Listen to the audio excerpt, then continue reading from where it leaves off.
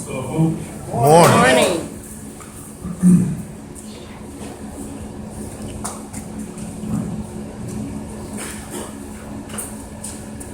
We're taught in science that when looking at the world from a global point of view, there's an imaginary line on the Earth's surface, and this line is called equator. With the exception of high mountains in South America and in Africa near the equator, there's very little distinction between summer, winter, autumn, or spring. Now y'all know I didn't come up here to talk to y'all about the equator and all the uncertain terrain in which it has. But instead I came up here to speak to you and to share with you the testimony of the old man, which is my past, and the connection between the invincible line on the earth's surface and the imaginary line the old man drew right through God's will. My name is Sean Johnson, and this is my testimony. I was born on the 23rd of August in the year 1981 in the first centralized municipal hospital to treat indigent patients, Jefferson Davis Hospital. I was the fifth out of 6 children. Just a minute.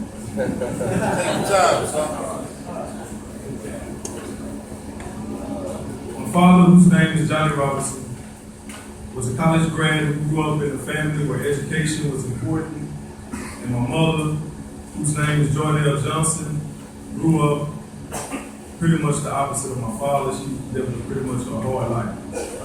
By the time I was 2 years old, CPS done an investigation on my family because they found my parents to be unfit due to family violence and child neglect. I found myself in child custody, in CPS custody. So me and all my siblings were separated. There was 6 of us, but all were separated. Some adopted throughout the family, some was adopted by friends of the family. By the time I was 3 years old, CPS granted my mother custody of me and one of my brothers. So my mother moved us to Jasper, Texas, and during this time, my mother and my father had separated. From the time from 3 years old to 7 years old was probably the most difficult life for any child to have to endure. Witnessing my mother smoke crack on a day-to-day basis, and wherever crack took her, it also took me.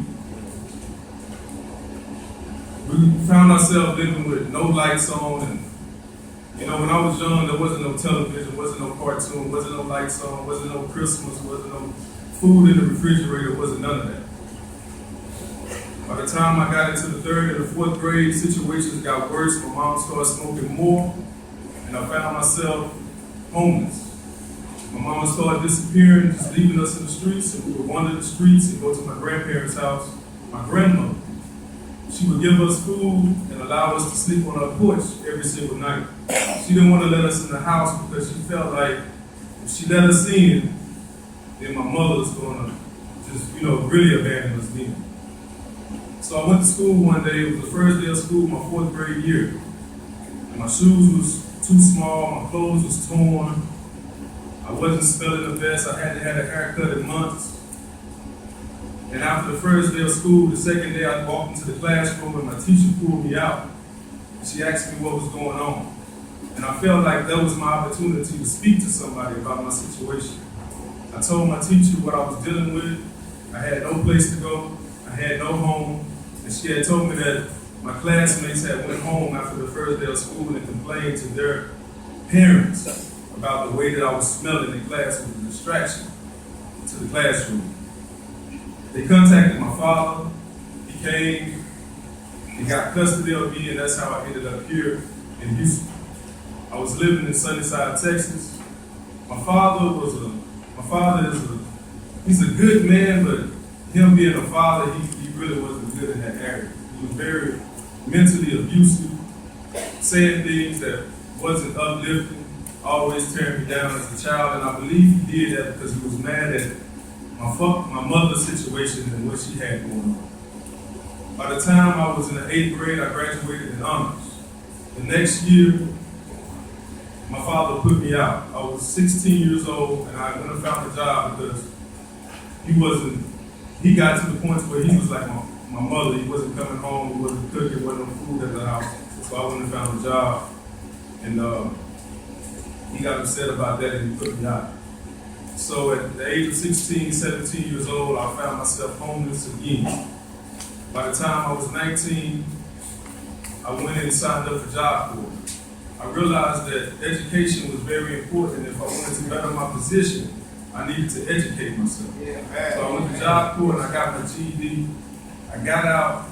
I was still rebellious from the lifestyle I had lived all in my past. And I was mad at the world for that. I didn't understand a lot of situations and I was upset. And every day I woke up, I was mad. I went to work every day. I went to church every Sunday, but I was still upset. I found myself committing crimes. I found myself into drugs. I found myself drinking, clubbing every night. And eventually that led to in and out of jail, which also ultimately led to me going to prison. I went to prison for a crime that I did not commit. I was sitting off in prison and I was thinking, why am I here? So I took time to adapt and adjust, and I got on my knees and I asked God to show me the real me. I asked God to show me not the reflection of my parents and their drug use, or my father and him not wanting to back me up, but to show me who I really am. Without all that, show me who I really am. And once I made parole, I got out and I noticed something had changed about myself. I had a humble spirit about myself. And everything hadn't changed about me. I was still drinking, I was working, and I was still going to church. Eventually, I met the woman of my life right here, Crystal Levin.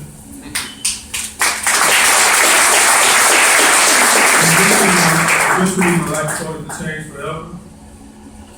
October of last year, she was diagnosed with brain cancer, glioblastoma. The doctors had gave her 3 months to live. And as y'all can see, she's still here. She's walking.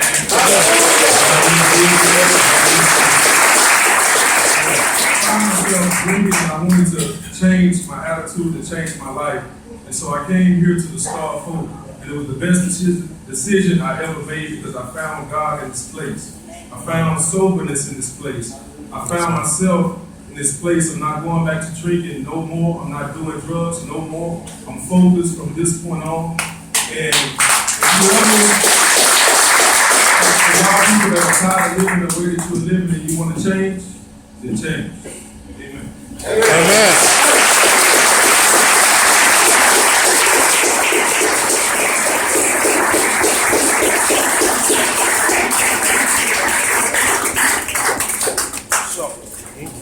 Good one, brother.